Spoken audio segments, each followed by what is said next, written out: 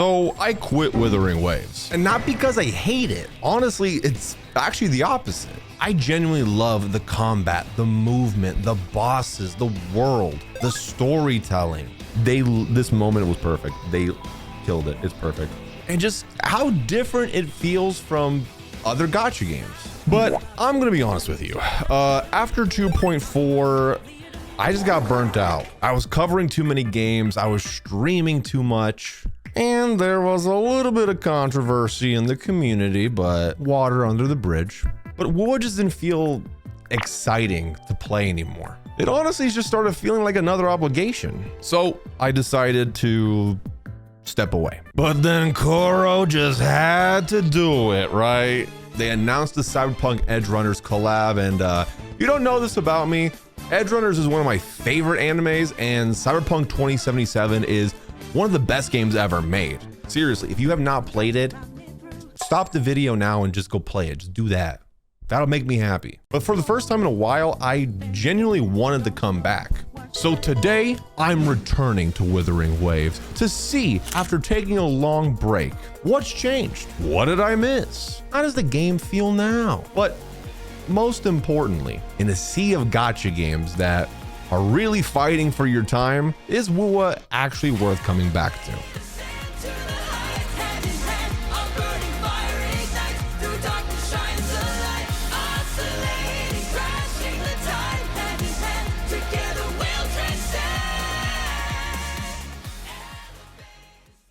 So after a long time of not logging in, it actually kind of felt weird, because as we all know, returning to a gacha game that you used to play is scary. Now look, if you've ever taken a break from a live service game, I feel like you know exactly what I mean when I'm about to say. But the first thing is you log in and yeah, red dots everywhere. It's great. I love it. Everybody loves red dots, right? Oh, but then if we walk over here, there's a bunch of events that, yeah, you don't recognize. Oh, but then if we walk over here, there's a bunch of characters that you also have no fucking clue who they even are. Then there's the currency that you forgot even existed. What's that thing called? Asteroid? I don't know. I don't remember, man. Asteroid. Oh yeah, and then that. The quests that now you are severely behind on, plus all the other quests that, well, I didn't do. Oh God, why did I do this to myself? Oh, let's just close that back up. Yeah, okay. Oh, and I forgot to mention, obviously, all the characters that you have forgotten how they even fucking work in this game, except for you. I'll always remember how you work. I just think they're pretty. And after all that, you kind of remember why some people just never even come back in the first place. Because honestly, reopening a gacha game for the first time after a long time of not playing, it's pretty much like opening up your email after 6 months and having to reply to like 400 fucking emails, dude. It's like impossible. You just want to quit instantly. And that was honestly my fear for WuWa. I thought I was gonna log in and just literally be completely lost and get frustrated. And to be fair, okay, and to be fair, I was a little lost, a little bit, because there's a lot going in WuWa. I mean, WuWa is still WuWa. The game has like a bunch of systems and menus and echoes and naming of things that's like you just took a fucking dictionary and you just threw it down the stairs and whatever happened, right? It's still the same game. But what surprised me is that the game actually feels better at helping me now. Like, it honestly feels like WuWa over time has slowly started to understand that not every player wants to, you know, live inside of a spreadsheet and min-max everything. Casual players do exist. Not every player is gonna remember where every material comes from. Not every player is gonna know exactly what build and rotations and all of that for every character and team. Not every player wants to spend 30 minutes to figure out what the hell to do next. And that was literally the first thing that I noticed. The game still has complexity to it, right? But the build guidance is a lot better. The quest tracking, a lot better. The menus feel better. And saying that out loud sounds stupid, but when you put it into practice and when you're actually playing the game, you notice it. The game feels less hostile for returning players than like I expected, honestly. That really matters. Because look, here's the thing. When you come back to a gacha game, the biggest question is not going to be, is the game good, right? The bigger question is this game going to punish me for leaving in the first place? And WuWa has been doing an amazing job with updating their game and making it more friendly. Like, I legit thought that after leaving for quite a while that this game was going to punish me, but it didn't. Look, I'd be lying if I said I wasn't a little overwhelmed, but it wasn't as hostile as I thought it was going to be. But my first order of business was to honestly just catch up with the story. I finished around 2.6, 2.7. I was still in Renesita. And look, returning to WuWa's story after months of being away, it's not like you're just missing a couple episodes of an anime. It's like you're in a new region, there's new characters, there's characters missing, there's people who don't remember who they are, there's new villains. Oh, and then yeah, these two, Lucy and Rebecca, from a completely different universe, are now in the game for some reason. Like, what the hell's going on, man? What better way to find out of what's happening than to just, you know, put 10 toes down and get up in that story ussy. You know what I'm saying? That sounds so bad when I say that out loud. I don't know why I wrote that. Anyway, moving on. Now, I'm not going to go deep into each story for you and my thoughts and everything. I'll give you the key highlights and the things that I loved and things that maybe I didn't love as much as probably I should have. Let me explain. So getting back into Renesita, it was really cool. I mean, getting to see all the characters that I remembered meeting and then seeing them again, it was kind of like seeing old friends, you know, except your friends have nice feet and they're all hot. Not saying that my friends aren't hot. I'm digging my grave deeper. And you know what I mean. I didn't know what to write here, okay? But there was this new character that I was like, are we sure she's from this game or is she from Devil May Cry? Galbrenna, dude.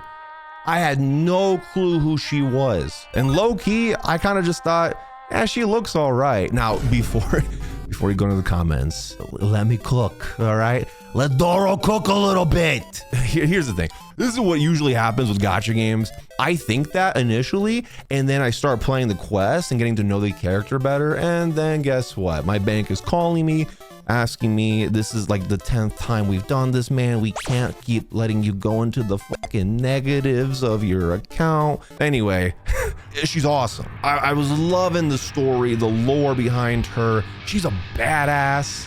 And the mission where you play as her, cinema. Absolute cinema, music, being able to look down POV style, that was awesome. And then just like the first person combat, that's something that I want to mention real quick.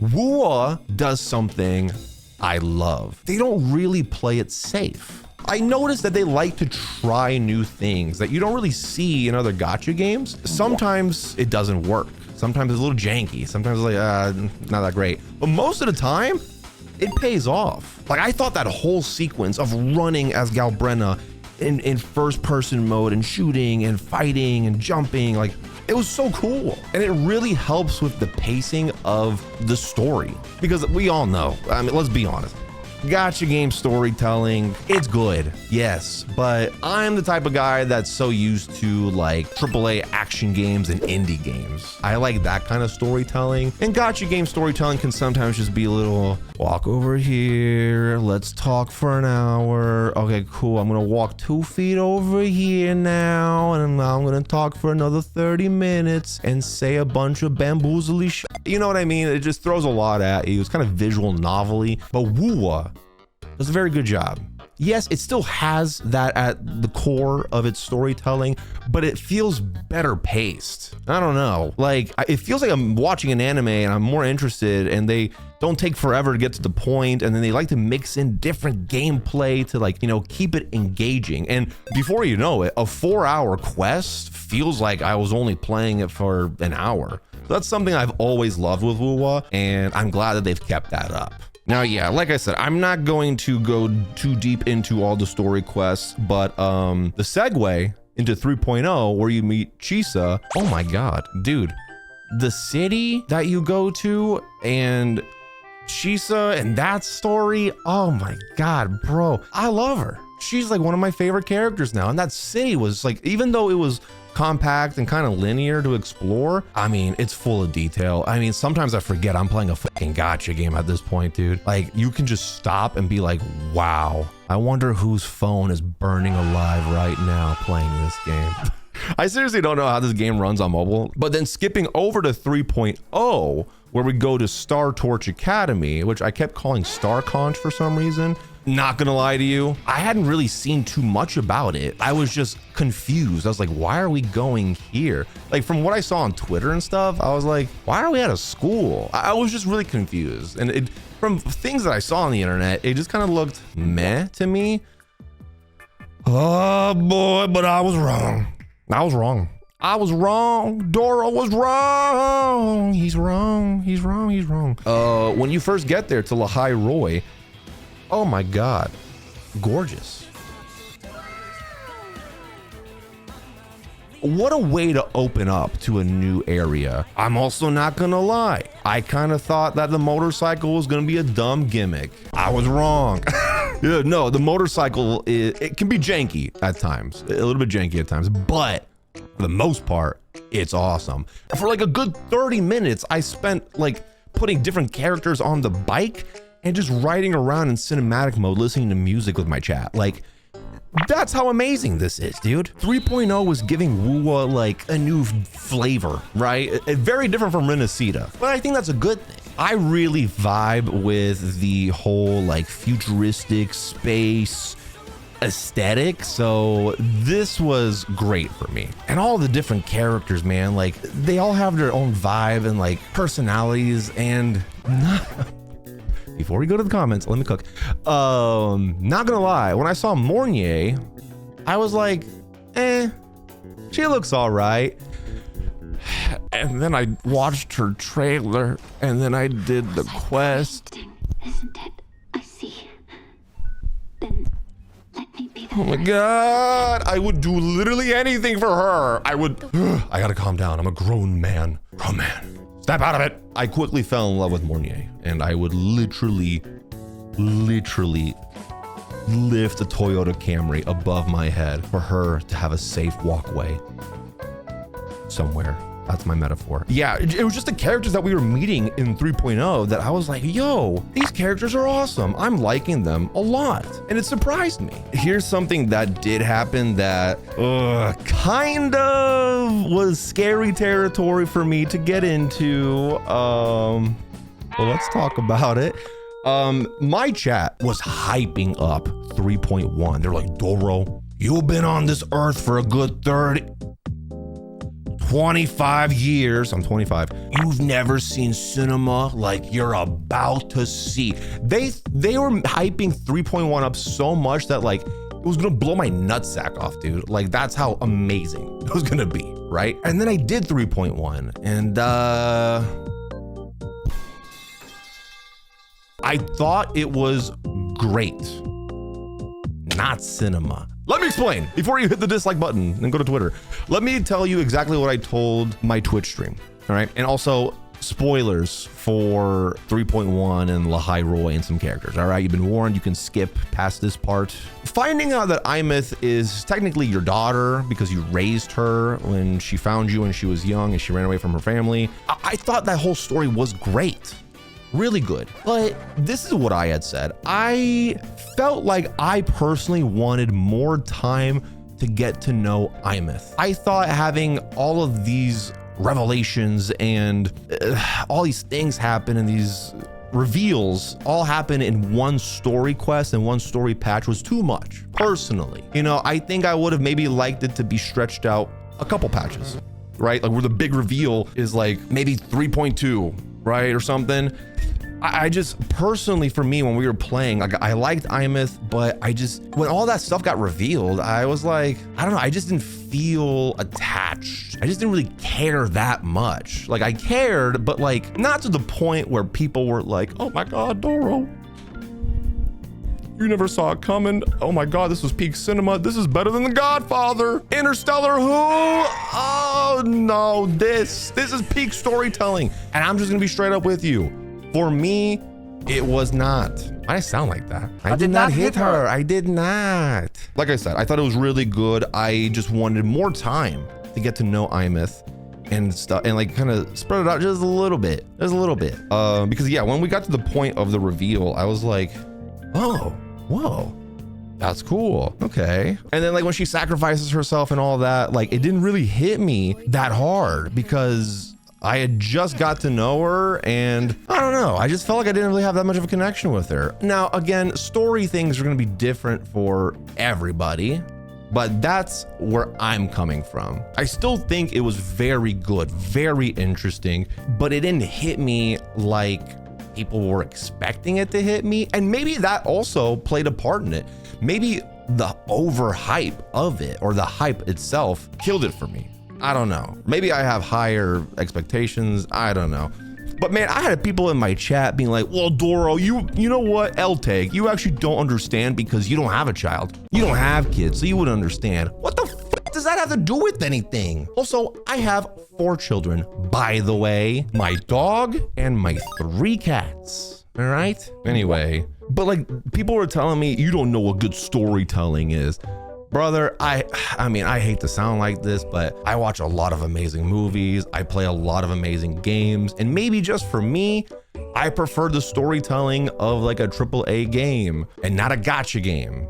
Before you get it twisted.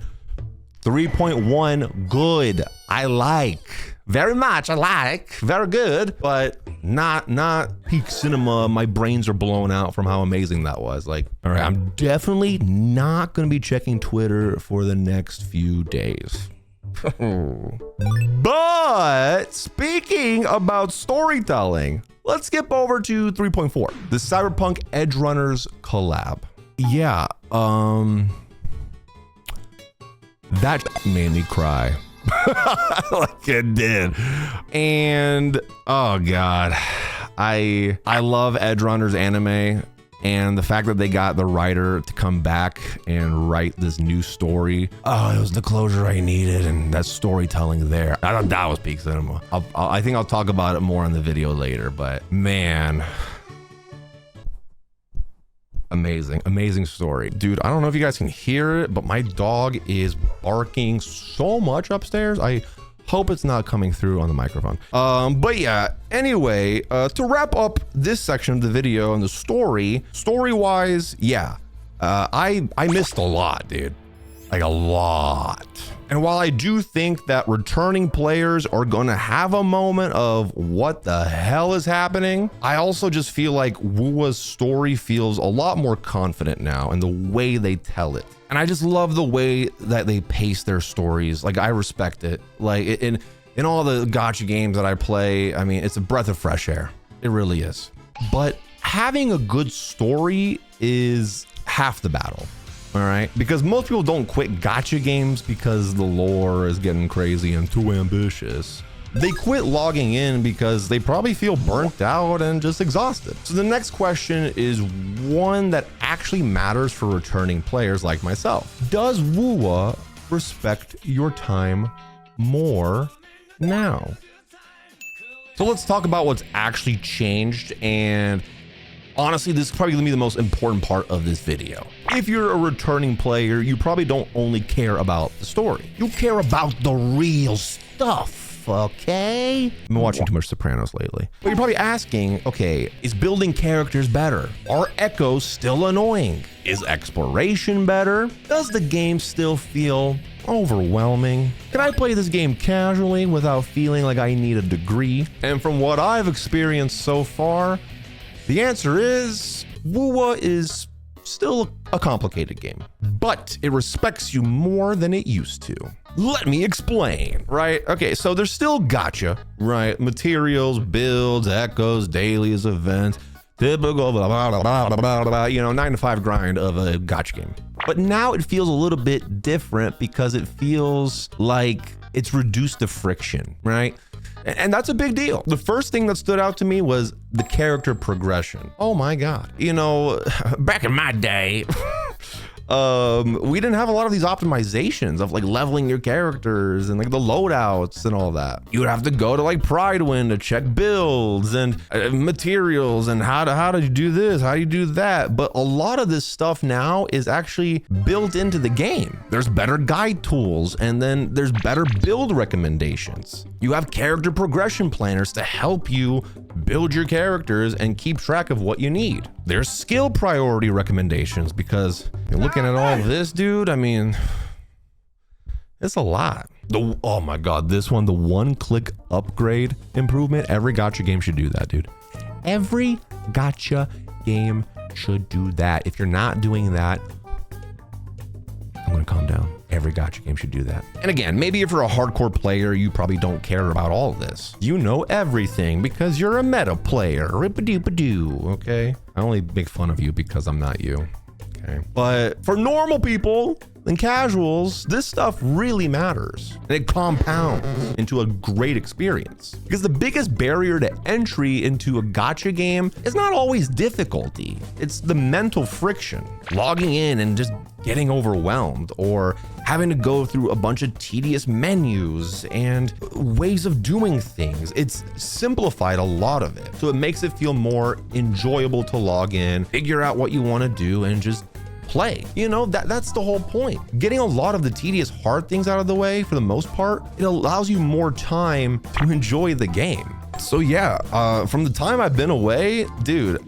they've added a lot of quality of life stuff that just makes doing a lot of things easier, and I love that. Make it simple for Doro, okay? My brain, and it's just really cool to see that they've been implementing so many things, especially things that the community asked for, like loadouts, you know. But there is one system that, you know, can still be confusing, and that's echoes. Because look, echoes are what make WuWa and different from other games. On one hand, the echo system is freaking tight, dude. Did I just say that? It's really cool, okay? It's very cool. The idea of finding monsters, beating them up, absorbing them, and then equipping them. Oh, this sounds awful when I say this out loud. It really gives the game identity, and it makes the world feel kind of connected to like your progression, and using certain echoes in combat also feels really cool. But on the other hand, echo farming can kind of be a pain. Like, I feel like for new players and casual players, the system can just kind of feel very overwhelming and very different. You got your 3-star echo, 2-star echoes, 1-star. Some characters are 3, 2, 2, 1, 1, 4, 4, 3, 7, you know, like balancing. It could be a little strange to get used to. But back then, managing your echoes and kind of like trying to find the right ones for your builds and stuff was annoying, but they have changed that now. And it's so much easier to find echoes and the right ones for certain characters. Thank you. They've added tools around echo management, recommendations, auto locking, and just general quality of life stuff that makes the process less miserable. Is it perfect? No. Is it better? Oh, hell yeah. Oh my God, yeah. Like, I wasn't even struggling with it, all right? And if Doro's not struggling with it, on God, for sure, you're definitely not struggling with it. Because you're smart. You're smarter than Doro. The potential was always obvious, right? But the real question is that whether the game could become smoother without losing what made it special. And then I started moving around the world again, and I was instantly reminded of how awesome it is. I'm gonna bring the ball back now. Don't look at my tan line, all right? Stop. One of my favorite things about this game is the movement and the exploration. Yeah, the movement and the exploration, dude. Probably the best in any gacha game. And I don't say that lightly. No, I know, you're probably gonna say, Doro, this is a sponsored video. You're supposed to say that. Literally, download the game, open it, play it for 10 minutes, going around the world, then open a different game and tell me I'm wrong. You can't, okay? Like, playing WuWa for like 5 hours and then going to another gacha game, oh my God, it just feels like you broke my legs and my arms, and then you're just like, yeah, go over there now. Like, you know what I mean? Like, I don't know. They optimize it so well, and the movement and traversal around the world is just so good, man. And I feel like they're adding a bunch of different traversal methods all the time, and it's just so sick. And here's the thing. The gacha space is filled with a bunch of different gacha games. Like, honestly, way too many. I feel like at this point, every month there's a new one that comes out. So for a game to stay alive, it really needs to find an identity. And one of WuWa's identities is having amazing movement and combat. Like, traversal in this game is one of its biggest strengths. Honestly, running around, being able to sprint up walls, being able to flip over ledges. Oh, sorry, I lost myself there. Then you've got flying, and now you have the motorcycle, and the motorcycle can even fly. It's awesome. And it's very important because in an open world game, you're gonna spend a lot of time moving throughout the world. Going from one objective to another. You're gonna be farming for things, exploring, which I'm very good at, by the way. I totally explore a lot. You know, chasing things, getting distracted. Like, a lot of it is centered around that. And if moving through the world feels bad, then the game kind of starts to feel like a chore. But WuWa's movement is top notch, dude. Top notch. I've said that since the beginning. Even now, like, after all the updates, top notch. It's just fun. It's just fun to move around the world, dude. You've got improved map systems, traversal upgrades, again, the motorcycle. Like, it's just cool that they like to try new things and just give you a plethora of toolkit of, like, you want to go from here to over there? Yeah, cool. In this region, you get a pogo stick that turns into a rocket ship, and then it takes you there while doing cartwheels. I don't know what I'm trying to say, but you know, they like to try new things and make it fun. And I think WuWa sometimes remembers that it's a video game, and video games are meant to be fun.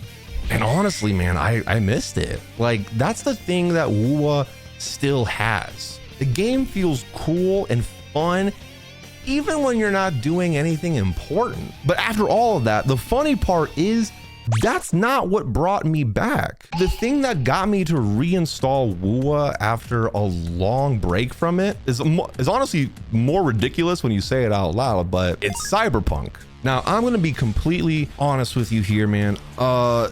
This is one of the best collabs ever done in a video game. I said it on my stream, twitch.tv/Doro44. What are you doing if you're not watching me there? School? Quit. Job? In this economy, I'd keep your job, but you can put me up on your phone or something, dude. I don't know. But yeah, dude, one of the best collabs I've ever got to experience in any video game, and the love and the care and the details that they put into it. WuWa, you killed it. You killed it. Like, literally, hold on, how do I? Bravo, literally bravo, amazing. Because we've all been there when there's like a bad collab and it just kind of feels like slapped on, and it's just like, oh yeah, these characters are here now.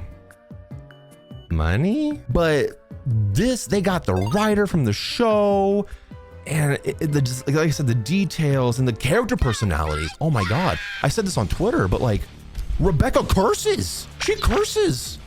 She's saying, they kept her personality. I feel like a normal gacha game would be like, we can't have all that. Can she not curse? Can we like censor her or dumb her down a little bit? You're freaking dead. But no, they were like, WuWa's like, she's got to be true to the source material. She curses, we'll bleep it out, but she curses. And it just felt like I was watching episode 11 of Edgerunners, dude. As a huge Edgerunners fan and Cyberpunk 2077 fan, it just, the love and the care. I mean, not even just the characters, but Night City itself. You get to go there, dude, and look at this place. You feel like you just booted up Cyberpunk 2077 and you're in that game. Like, oh my God, man, what an amazing collab. And the characters feel so amazing to play. Like, they have their idle animations, their little details in their constellations, you know, and oh God, I can't praise it enough. I literally cannot, dude. I cannot praise it enough. I've been seeing bigger streamers that are in completely different video game spaces, nowhere near gacha, playing this collab, and they've even cried and have been loving it. That says something. And the story quest, I mean, they made it make sense as to why they were in WuWa. You know, sometimes there's like ridiculous things. You're like, oh my God, that's how that happened. But no, they made it make sense. And oh my God, the closure we get, I'm not gonna spoil anything for you, okay? But if you have not done the collab yet, and you have not watched Edgerunners, watch Edgerunners, download WuWa, do the collab. If you've seen Edgerunners, do the collab. You'll thank me later. You'll literally, I challenge you, come back to the video, type a nice comment. Doro, I'm sorry, I doubted you. King Doro, thank you for opening my eyes. I cried. This is the best thing I've ever seen in my life. You're welcome. Now hit that subscribe button. But yeah, this collab, man, it worked. It got me to re-download WuWa after a long time. I mean, I S6'd both Lucy and Rebecca, and I got their weapons, dude. So if anything, the collab did its job. It got me to play the game again, and then go back and catch up, and then remind me of how awesome WuWa is. And then as I kept playing, I started remembering something else too, though. Not just why I loved WuWa, but a little bit of why I left. The combat. Now hear me out on this part, okay? I'm sensitive, please. It's a little bit complicated, right? So undoubtedly, WuWa has amazing combat. It's honestly one of the best parts of the game. I don't think that's a controversial thing. The dodging, the parrying, the swapping, the boss fights, the animations, oh my God, some of the best animations I've ever seen in my life. The way certain characters flow into each other. When WuWa combat clicks, oh my God, it's amazing. I don't know what to say there. But for me, the combat was also one of the reasons why I stopped kind of enjoying the game. And it's not because it's bad, but kind of how people acted around the combat. Let me explain. This combat has a very high skill ceiling, right? And I understand that completely. There are characters with like crazy rotations where you're just like, press E, then hold charge when glow, and then do a backflip, and then you're gonna spin around 3 times, and then you're gonna do your taxes, and then you're gonna file those taxes, then you're gonna commit tax fraud the next year. Talking a lot about taxes. I paid my taxes. But you know what I mean though? Like there's rotations where it's just crazy. And when I would mess up one little thing in a rotation or something, I would just get people just hounding me, making fun of me, being angry about it. And it just didn't make that experience fun. You know, I'm a casual player and I'm not that great at video games. I like cool characters, cool animations, and sometimes I just kind of want to press buttons, you know? I like learning at my own pace and practicing. But when I used to stream WuWa, it felt like I was being graded on my performance, you know, every stream. Every mistake became some sort of mean chat message, you know, to the point where I would end stream and be like, oh my God, I hated that. That sucks because the game is fun. But I think this goes for any gacha game. When you start letting the community and other players dictate how you're supposed to enjoy it, that's how you can ruin it for yourself. And I think we all can agree on that. So when I came back, I told myself, I'm coming back to WuWa and its combat on my terms. Yes, I'm going to still shoot for an optimized build.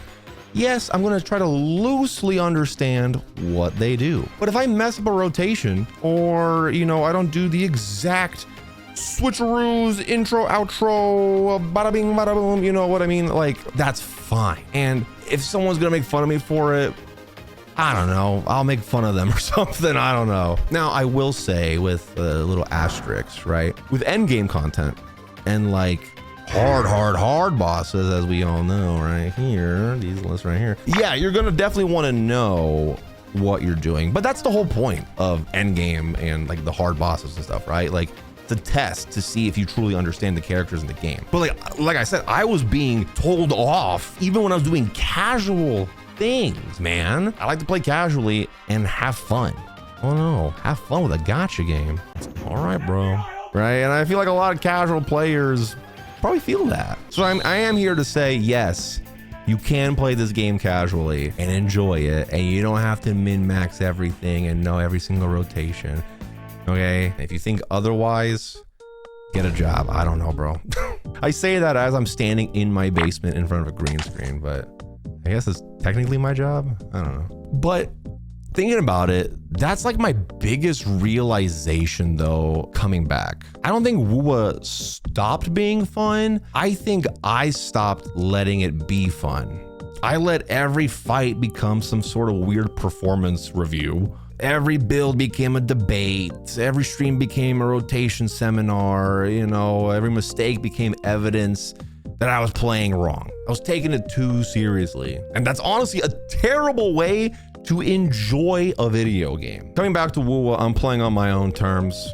I have been genuinely enjoying it these last few months. But that does bring me to the real question. Where does WuWa actually fit? Not as a content obligation, not as another gacha trying to eat away at my schedule that's already fucking packed, but as a game. I talk about this a lot on my stream. Again, twitch.tv/Doro44. But there are so many gacha games in 2026, dude. Like, too many of them. And I have so many chatters that are like, hey, Doro, I play 13 of them. 13 gacha games. Brother, how? How do you have time to do all that? I can barely handle one. Not to sound like poor old me, but you know, as a content creator, it's even worse.